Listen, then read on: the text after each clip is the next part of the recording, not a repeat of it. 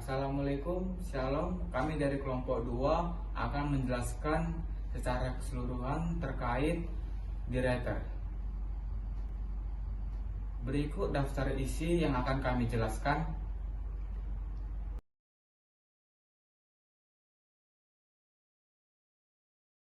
Sebelumnya kami akan memperkenalkan diri dulu. Saya Thompson Donovan Tambubolon dengan NIM 4232301070. Saya Marcella yang cerita Pasaribu dengan NIM 4232301067. Saya Dimas Gilang Saputra dengan NIM 4232103069. Saya Daryl Frizi Nata dengan NIM 4232301068. Saya Adi Yulio Adi dengan NIM 4232301066. Yang pertama adalah pengertian daerator. Daerator adalah peralatan yang digunakan dalam sistem pembangkit uap atau boiler untuk menghilangkan gas-gas terlarut, terutama oksigen dan karbon dioksida, dari air umpan boiler. Gas-gas terlarut ini dapat menyebabkan korosi pada permukaan logam di dalam boiler dan sistem perpipaan jika tidak dihilangkan. Yang kedua adalah prinsip kerja daerator.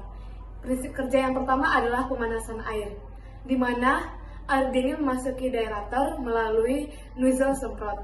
Uap air dari boiler masuk ke dalam daerator dan bersentuhan langsung dengan tetesan air. Yang kedua adalah penghilang gas. Seiring air dipanaskan, gas-gas terlarut terlepas dari air dan terbawa oleh uap ke bagian atas daerator. Gas-gas ini kemudian dibuang melalui kondensor fan. Yang ketiga adalah pengumpulan air. Air yang telah dihilangkan gasnya mengalir ke tangki penyimpanan, di mana ia siap untuk digunakan sebagai air umpan untuk boiler. Yang ketiga adalah fungsi daerator. Fungsi yang pertama adalah menghilangkan gas terlarut. Oksigen dan karbon dioksida dapat menyebabkan korosi yang merusak boiler dan sistem perpipaan. Yang kedua, meningkatkan efisiensi boiler, di mana air yang telah bebas dari gas terlarut meningkatkan efisiensi pemanasan di dalam boiler. Yang ketiga adalah mencegah kerusakan. Dengan menghilangkan gas-gas berbahaya, daerator membantu memperpanjang untuk umur peralatan. Nah, selanjutnya yaitu fungsi daerator dalam sistem boiler. Yang pertama, mencegah korosi. Oksigen dan karbon dioksida dapat menyebabkan korosi pada boiler dan sistem perpipaan. Dengan menghilangkan gas-gas ini, daerator melindungi peralatan dari kerusakan. Yang kedua, meningkatkan efisiensi boiler. Menggunakan air umpan yang telah dihilangkan gas-gas terlarutnya akan meningkatkan efisiensi operasi boiler dan umur peralatan. Nah, berikut komponen dari daerator. Yang pertama, inlet air, tempat di mana air dingin masuk ke dalam daerator.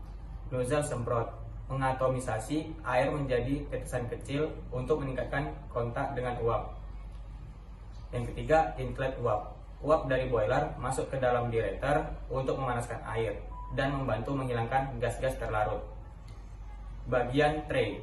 Pada daerator tipe tray, air mengalir melalui beberapa tray yang memungkinkan kontak memaksimalkan antara air dan uap. Yang kelima, tangki penyimpanan. Menampung air umpan yang telah diaerasi sebelum dikirim ke boiler. Kondensor fan, menghilangkan gas-gas yang terlarut dan juga dapat menangkap kembali beberapa panas dari uap sebelum gas dibuang. Yang terakhir, sistem kontrol tekanan, menjaga tekanan dalam daerator untuk memastikan proses daerasi berjalan efisien. Oke, jenis-jenis daerator. Yang pertama, daerator tipe spray, menggunakan nozzle untuk menyemprotkan air ke dalam uap. Yang kedua, daerator tipe tray, memiliki beberapa tray untuk meningkatkan efisien kontak antara air dan uap. Yang ketiga, daerator tipe kombinasi spray dan tray, menggabungkan prinsip dari dua jenis daerator. Sebelumnya air disemprotkan ke dalam tangki dan kemudian melewati beberapa tray. Yang keempat, daerator tipe vakum, penghilang gas terlarut dilakukan dengan menggunakan tekanan vakum. Air dipompa melalui ruangan dengan tekanan rendah sehingga gas-gas terlarut keluar dari air. Oke, yang kelima, diarator tipe pemanasan langsung. Uap langsung diinjeksikan ke dalam air untuk tanpa melewati tray atau mekanis menyemprotkan kontak langsung antara air dan uap, menyebabkan gas-gas terlarut keluar. Yang keenam, diarator tipe fan head. Menggunakan mekanisme kondensasi uap untuk memisahkan gas-gas terlarut. Gas-gas dikeluarkan dari air umpan melalui ventilasi dan uap dikondensasikan kembali menjadi air. Baiklah, selanjutnya keuntungan menggunakan deaerator. Mengurangi risiko korosi, deaerator mengurangi jumlah oksigen terlarut dalam air, yang merupakan salah satu penyebab utama korosi pada pipa dan peralatan. Yang kedua, meningkatkan efisiensi energi. Air umpan yang bersih dan bebas gas memungkinkan boiler beroperasi lebih efisien. Yang ketiga, mengurangi biaya pemeliharaan. Dengan mengurangi korosi dan kerusakan pada peralatan, kebutuhan untuk perawatan dan pergantian bagian dapat diminimalkan sehingga mengurangi biaya pemeliharaan. Yang keempat, memperpanjang umur peralatan. Dengan mengurangi korosi, peralatan seperti boiler dan pipa memiliki umur yang lebih panjang, yang berarti investasi awal dapat bertahan lebih lama. Yang kelima, mempermudah pengolahan air. Dalam industri, penghilangan gas terlarut dapat mempermudah proses pengolahan air dan memastikan bahwa air yang digunakan dalam proses produksi memenuhi standar kualitas. Selanjutnya ada kerugian menggunakan deaerator. 1. Biaya awal yang tinggi meliputi investasi awal, yaitu pembelian dan pemasangan deaerator bisa menjadi mahal. Selanjutnya biaya operasional, yaitu memerlukan energi yang memanaskan air dan menghasilkan uap yang bisa menambah biaya operasional. 2. Perawatan yang rumit meliputi pemeliharaan rutin, yaitu memerlukan pemeliharaan rutin untuk memastikan kinerjanya optimal.